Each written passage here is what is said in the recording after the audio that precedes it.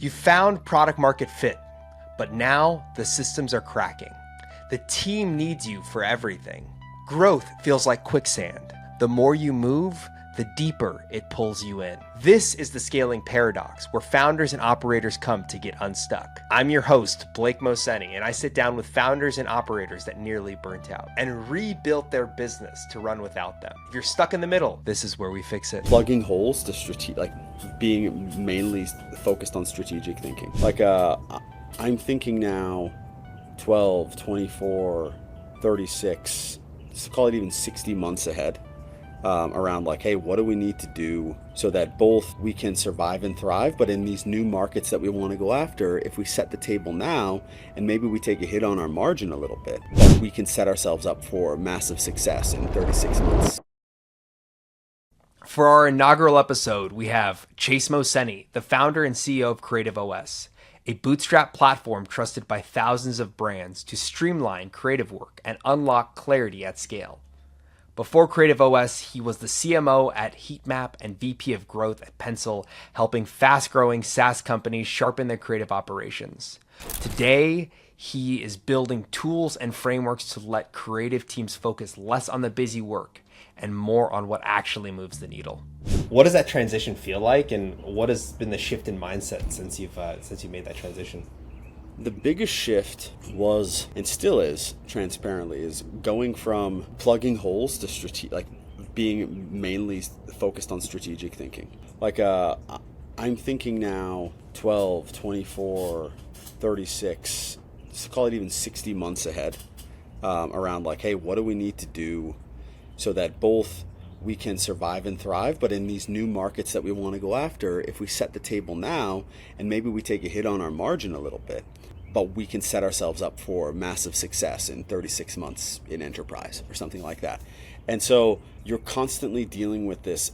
What are the, we like the speech from Al Pacino, the 6 inches in front of your face, that's what living is. I think there's this simultaneous, that's how you win a game, but strategy is how you win a season.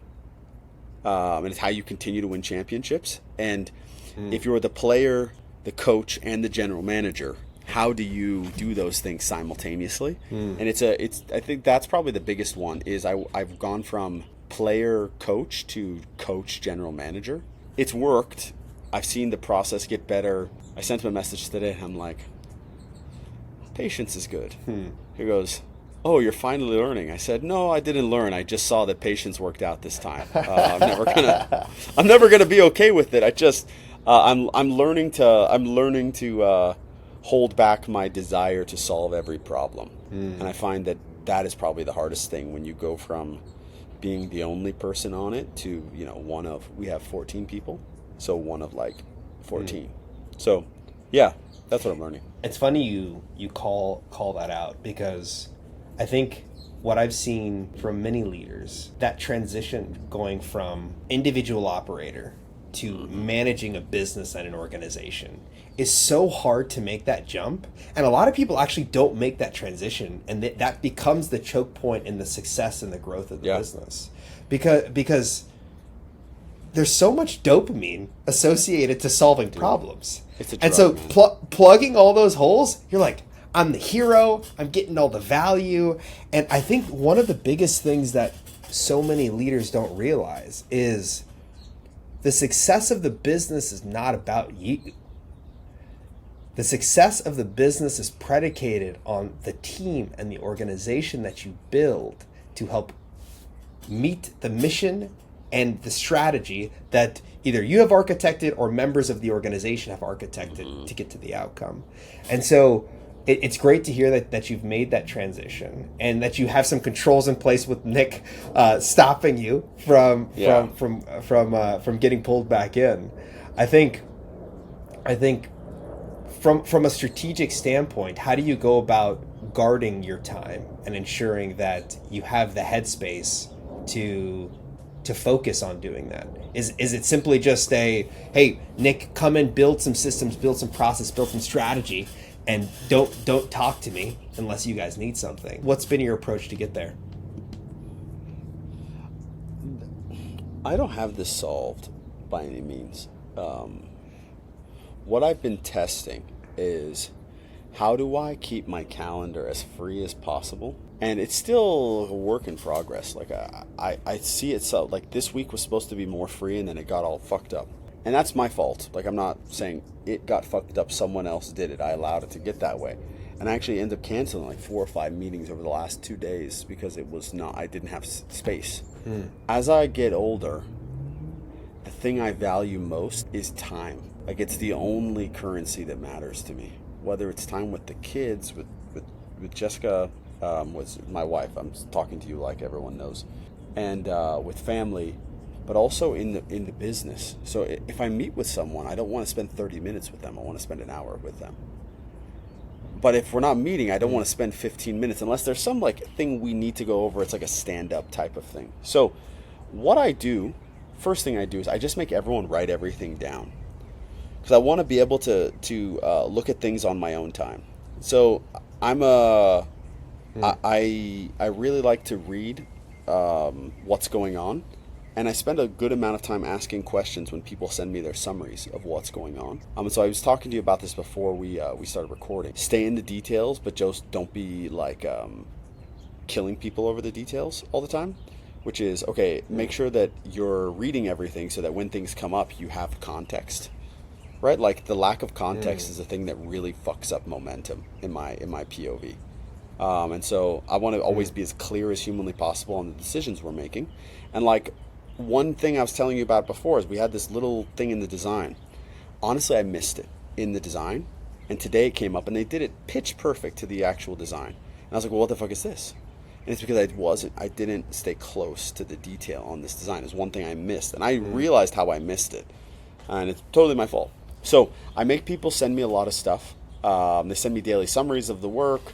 They send me information. They'll send me Loom videos, just stuff that I can async ingest. The second thing is beginning of week summaries and end of week summaries from everybody as well, not just this dailies. And then the third is like, you got to just kind of spend time with people to keep on the information. So I try to be as friendly as humanly possible with everyone just so they'll share. So like I went out to with a guy who runs content for us, young kid.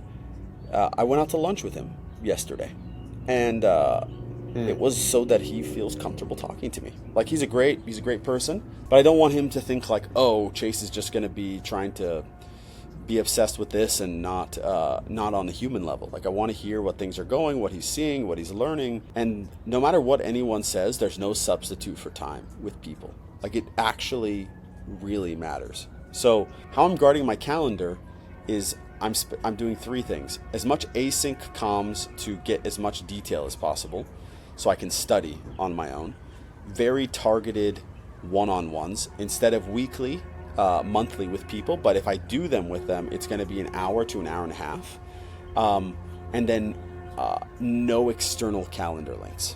No one can get a hold of me unless they know me. Or have reached out directly, and I have agreed to some sort of time. I'm hearing a little Naval coming out in you, little Naval Ravikant, where you're like, I don't take coffee. I don't take coffee with people. You haven't gotten to that level, but not having the calendar link, I think, is absolutely a step in that direction. And it all comes back to that strategy piece of thing in terms of guarding your time and making sure that you have the headspace for it. One of the things that I really appreciated that you called out as you were talking through was this idea of making space for people to feel comfortable. And it's so funny because I think so often people assume that if you have the right SOPs and the right systems in place and the right guidance, that your systems and your organization will scale effectively. And I think what a lot of people miss is truly the human element of it, especially in an early stage organization. People aren't aligned to the mission or at least where you're trying to go. They're effectively a hired mercenary. If you don't have a clear mission, then there has to be some level of likability to make the company and the organization sticky enough for them to want to stick around. Now, I'm not saying that you don't have to comp people well. You absolutely have to comp people well because that's how you acquire the best talent. Because I don't know if I would want to work with someone that doesn't want a high comp, because that's a little bit of question in terms of the value 100%. chain. You could challenge that, but I think your focus on people is so important, and understanding their wants and their needs enable you as a leader to unlock the full potential of their talent and also position them in places where they're likely to succeed. It's funny, I've seen people in different businesses really struggle at certain roles, and you shift that person to a whole nother role. Next thing you know, they're absolutely thriving. Simply, the analogy was about a someone who had a broken down car that was given to them by their parents. And the parents said, hey, go sell this car and see what money you can get. And they went to a couple different locations, and I'm not going to go through the whole story, but first location was they were offered $5. And then they go to the last location, they're offered $150,000 because they went to a car dealership versus going to a rare car collector. And it's all about knowing your value and knowing the skills that you bring to the table. Every human being has a superpower, but taking the opportunity and time to know and understand that is so important as a leader. The systems are important, but for the systems to work, the people are the machines behind the systems for them to truly operate. Like you talked a little bit about the people element of things, how you're thinking of things since you've transitioned into the role full time, what some of the pain was as part of that transition, and how hard it is to step out of the operator role. It'd be really good to get your context on just your belief on business in general. That's one of the things that I appreciate so much about you is you have this unique ability to study and understand history and then contextualize it to modern society and the things that you're working with. And often you're taking contrarian view on most things. So what are your beliefs about building companies that would make other founders uncomfortable?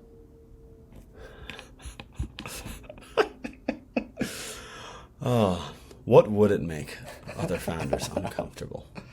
I fundamentally believe that AI will shape the world in a very meaningful way, just not the way that everyone else thinks. Everyone else thinks that the workforce is fucked and the world is fucked. And if you look at the last 5,000 years of history, but let's just zone in on the last 500. Every time there's a technological advancement, the world loses its mind, and then because people are survival machines, they just figure it out, and new businesses are built, and more economy is created. And I will give you 4 examples. Printing press, Industrial Revolution, computers and web 1.0, if you want to call it, and now AI is the fourth turn on that revolution. Printing press, wars for 100 years. Oh my God, I can read the Bible. What happens? Literature expands.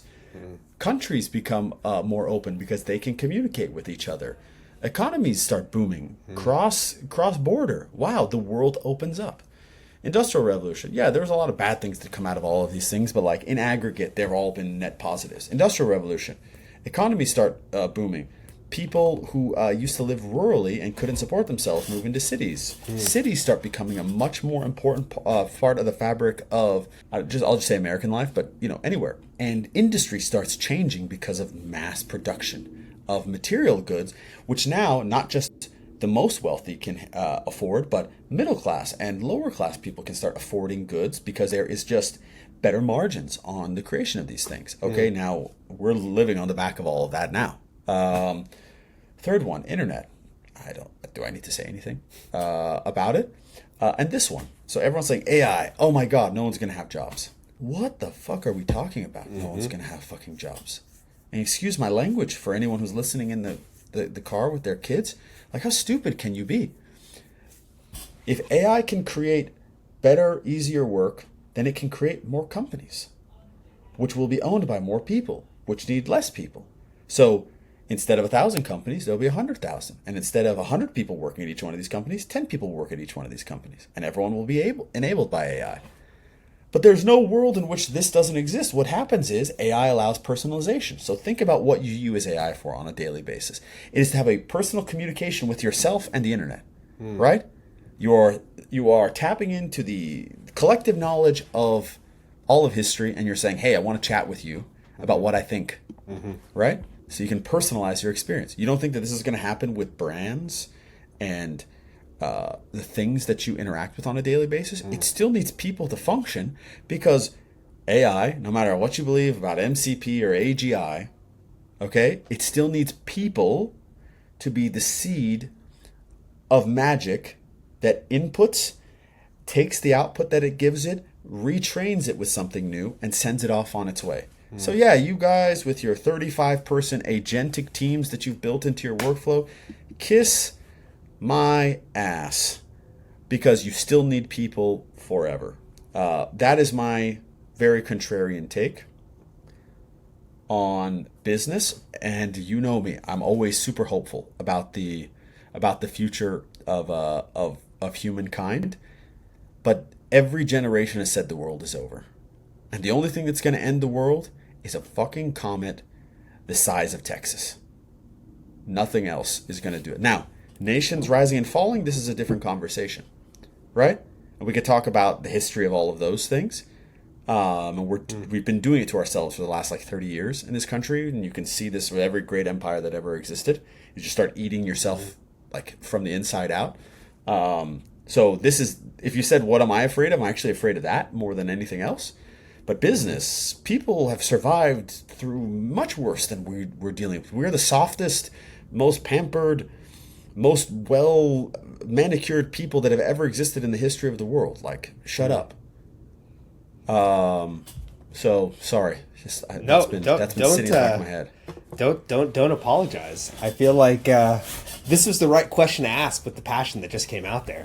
You've been wanting to get that off your chest. I think it's really interesting that some of the things that you call out, especially around the possibilities with AI. And I actually want to key into something for some of the listeners, especially founders going through whatever trials, tribulations that they're going through, whether they're up, whether they're down.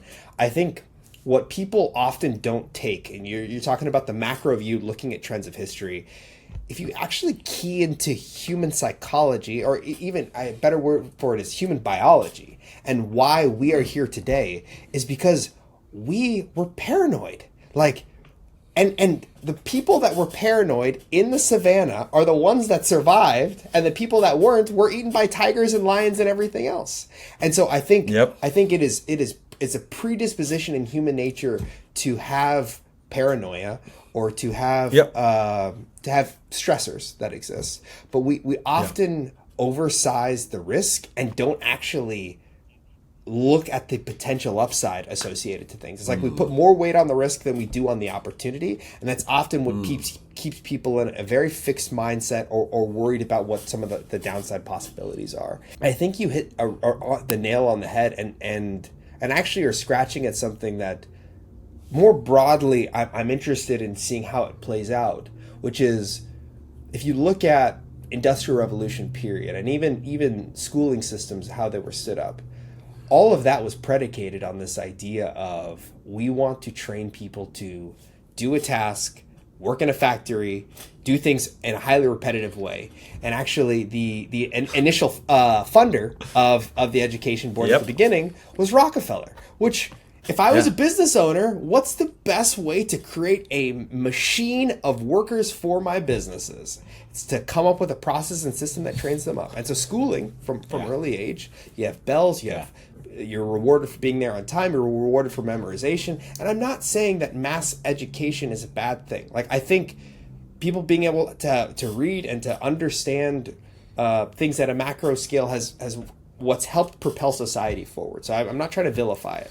But what my question becomes is, how are we going to retrain our organizations? And this comes back to you as a founder and you as a leader. Retrain our organizations to truly be creative, because that's what AI can't replace at this point, is the creativity. The highly automated grinding tasks that need to happen, those are gone.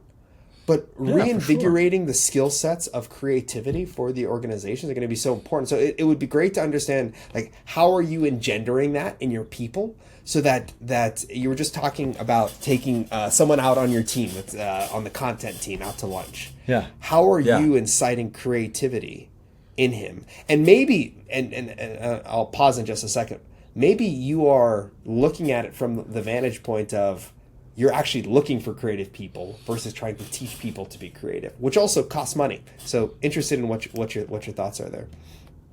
I think what I believe is if you set your expectations of your business or your life really clearly, and everyone knows what is expected at the ground floor. And I'll tell you a couple of ours, and you're really clear about what the expectations are on every single thing that people do, and what is also a like an anti-pattern in these things, it becomes really easy for your people to start getting creative because they now know the sandbox. Every person wants structure.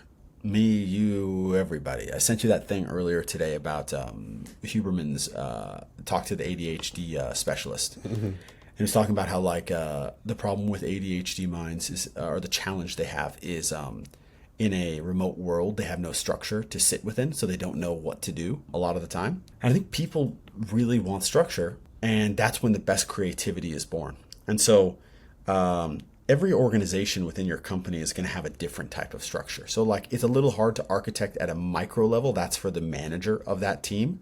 But what you want to engender in the manager that then pours into the team is, hey, what do we believe as a company? What are the things we stand for? What are the things we expect? And what are the things we do not allow? And so a few things that we're obsessed with. One of them is we have emojis for all of these things so we can put it in Slack. One is radical attention to detail. No detail is too small because every single detail reaches the customer. And so if we don't care about the details, the customers catch them and then they care, and then they don't have a great experience, and the result of that is we lose money. And so first, we're there for the customer experience because we know that because we're pointed at commerce, the outcome of customers having great experience is we receive a certain amount of money at the end of it. The second one is radical customer delight. Every single thing has to feel like a delightful experience, even if it's something that they don't ever see. Like it's something we're doing piping on the back end, but it powers something that they do.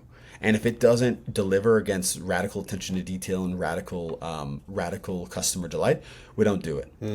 And the last one that I'm really obsessed with is clarity at all costs. I want everything to be really clear. And if it's not, we're not doing it and we're not moving forward. And every single time, just even call it over the last 2 weeks that we haven't had clarity at all costs on things, we end up spending more time fixing it than we could have if we had just done the right amount of work on the front. And so you have to be willing to grind through that. So this is the first thing, right? Okay, you guys know what we expect. You're going to do RAD, you're going to do RCD, and you're going to do CAAC, right? Like this is just standard. It's almost going to become a joke internally. The other big one, I think, in terms of creativity is you have to be this kind of missionary in your company talking about the things you believe all the time so that the person in their little sphere of the world is continuously kind of benchmarking against that and saying, well, how does this work? Right? For me, I'm trying to do this thing. And so I think clarity and understanding what they need to do or what we're trying to achieve and what we believe allows them to go and do their thing without a sense of well, I know I got to care about the details. Okay, well, I'm telling this. I'll use the content person for example. They just did a thing we call creative history, and they did it as a social post, but there's a longer version form that's going to go on the blog when we redo our website. And it's this long form writing process of going through he just did Coca-Cola. What are all the marketing campaigns Coca-Cola's ever done?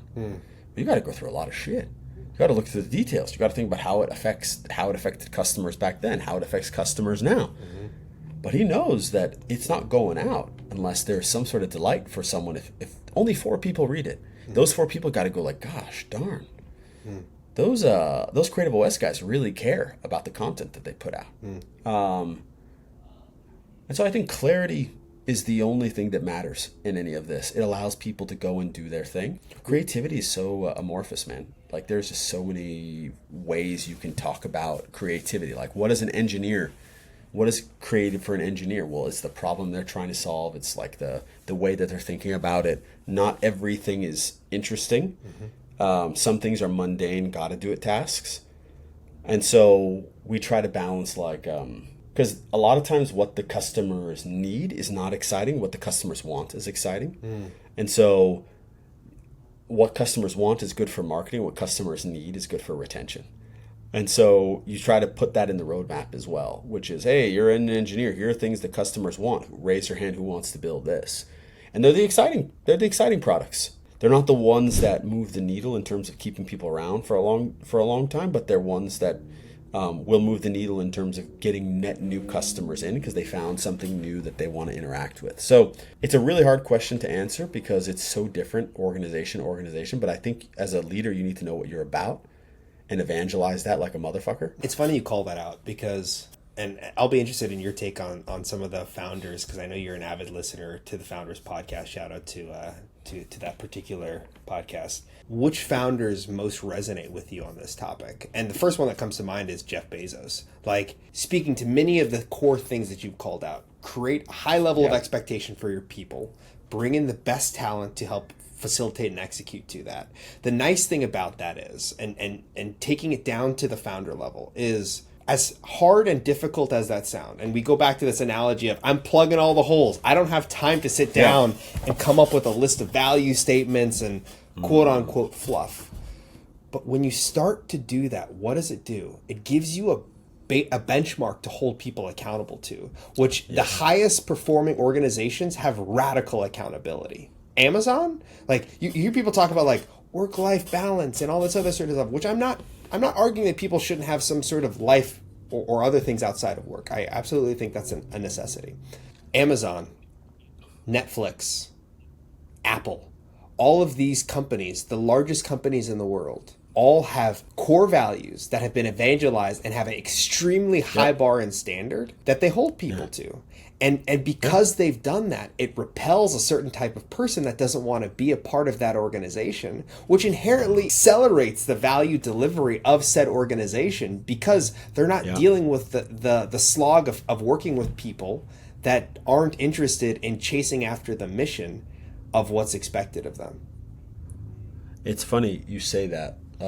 We were just talking about hiring somebody, and the number one pushback I got was, or it wasn't even pushback, it was just, I don't know if he is going to be okay with how methodical we are. Because like people want to move fast and break things, and our whole thing is slow is smooth and smooth is fast. And so we're moving really fast, but if it's not good enough, it's not going out, right? And we're going to move as slow as possible to deliver the most detailed customer delight we possibly can.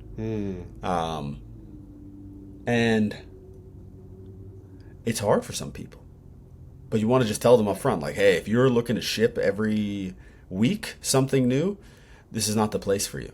If you want to have a continuous motion that compounds to be better long term than what this shipping every week actually is, well, then this is the place for you. Because we're actually going to have more momentum and more positive and more positivity and more net promoters and better word of mouth than anyone else, because we're willing to do the hard work. That means like the whole like you willing to teach your Wheaties. You asked me about the founders. Jeff Bezos is up top for me on the founders. Another one is he's the founder of Sony, Akito Morita. Another one is Michael Dell. Those three, obsessed with quality, obsessed with people, obsessed with talent, obsessed with their customers. And I say this often, but you have two customers when you're a founder.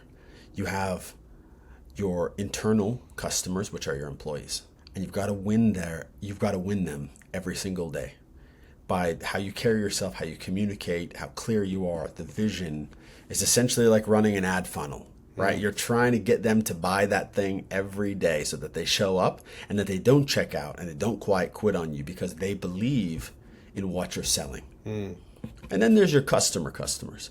But you're never going to actually have great customers on the outside if you don't have great customers on the inside. And I've seen bad companies, and I've seen people lose faith and lose hope.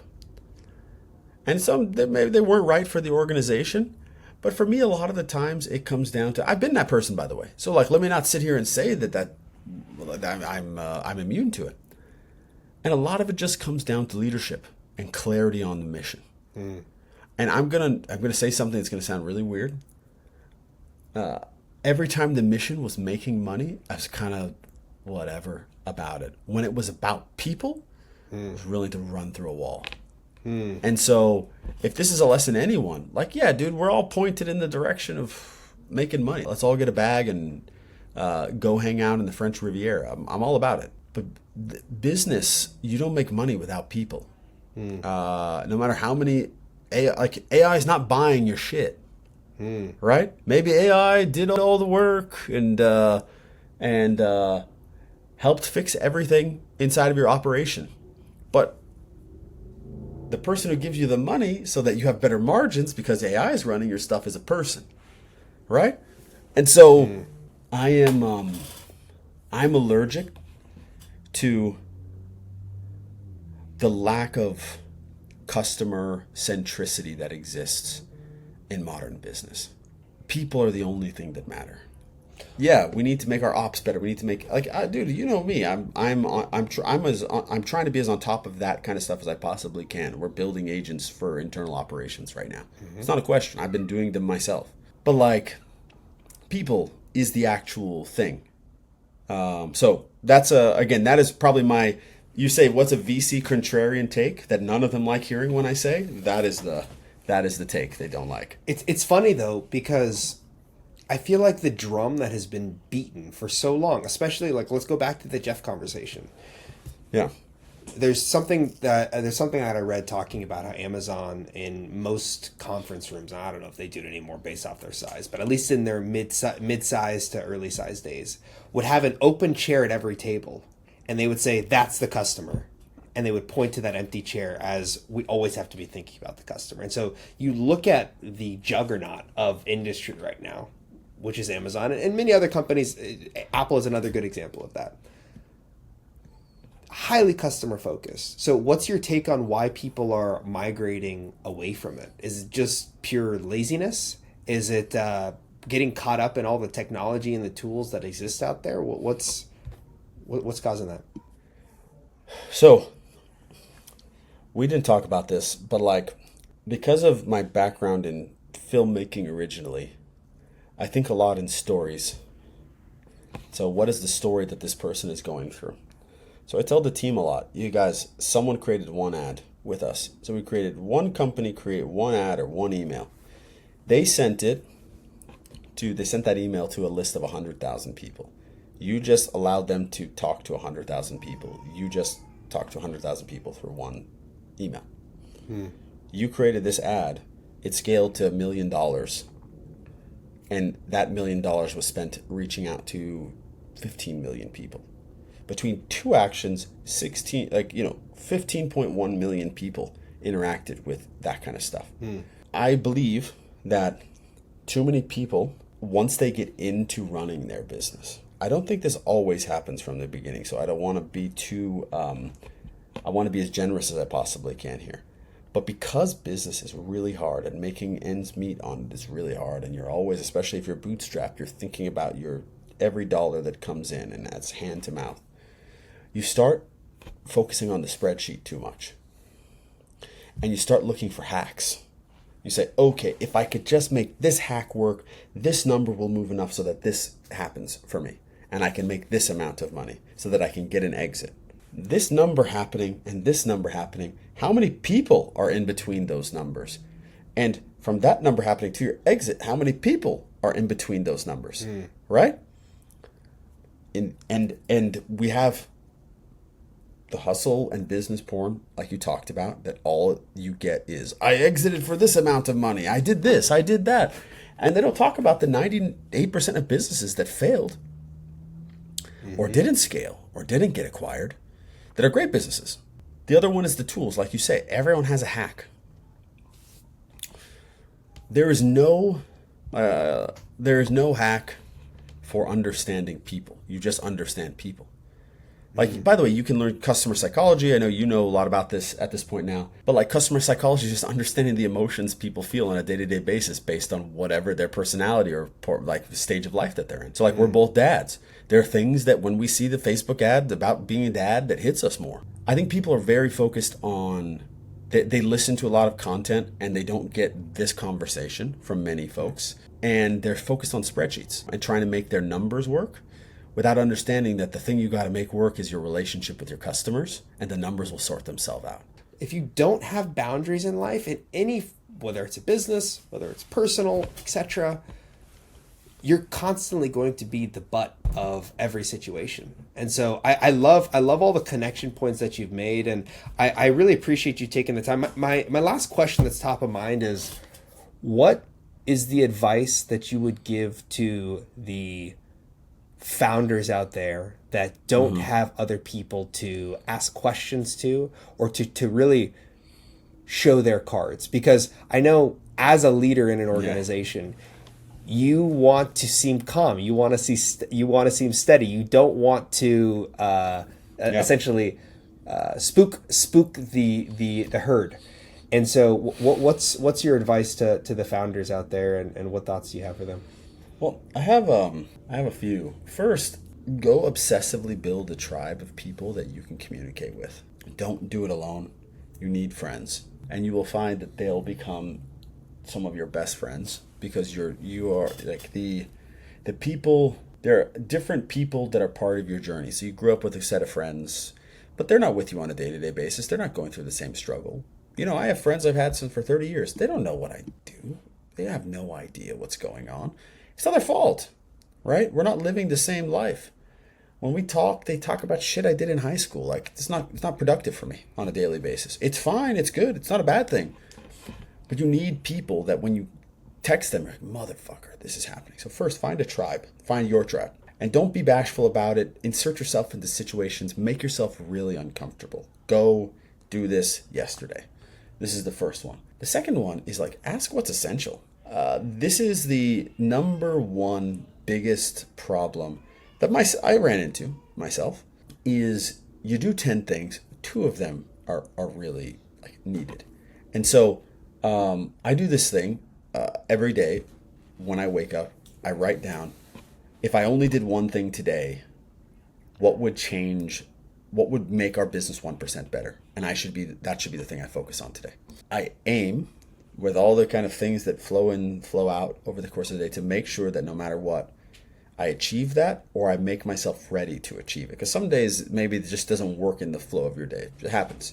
And it's that, and then the last one, stay super curious, is the number one thing that I recognize when someone is like, your job is really chief problem solving officer, right? Like when you run a business. And if you're not a curious person, you're never actually going to figure things out at scale. You're just going to be like reacting to things. But if you like architecting solutions, you're always going to be just curious. Like, well, what's this? What's that? Who did this? Who did that? And like everyone has their version of it. Like I actually now, it's funny because I was really into this until about 1.5 years ago. I don't actually listen to modern business podcasts anymore because I'm not interested in hacks anymore. I did the hack thing for like 5 years. I don't want to hear any more hacks. I want to know about immutable truths, right? And I'm sure that will change in another year or two. Like it's just where you're at, okay? But like there's a guy I like listening to, and I tried to listen to him the other day, and I just couldn't. I listened to 10 minutes. I turned it off. It had nothing about his quality of his content. I was different, and so my curiosity didn't change. It's just the place at which I'm at in my life and the way that I look at it. The aperture has changed, and the direction I'm pointed has changed. So find your tribe, figure out what's essential, and stay curious. And be a problem-solving machine. I love that. And I think one other piece that was an undertone in your last comment as well, too, was there are no hacks. No the hacks. Core foundational fundamentals of business continue to be what propel things going forward. It's the only thing. It's always good chopping it up with you. And part of the reason I want to do this as the first one is you and I could just talk. Yeah. We could go for 24 hours 100%. of the day. And this would keep going. I'm sure we would have one listener in the middle of Timbuktu listening in. But this has been a lot of fun, man. And I always love getting your take on the world. I'm so proud you of all too, the man. work that Thank you're doing at Creative OS, and super excited to see where you keep carrying things forward. To everyone that's listening, Chase Mohseni from Creative OS. It's all about the people, baby. Focus on that. Everything else will fall into place. Appreciate you, man. Love you.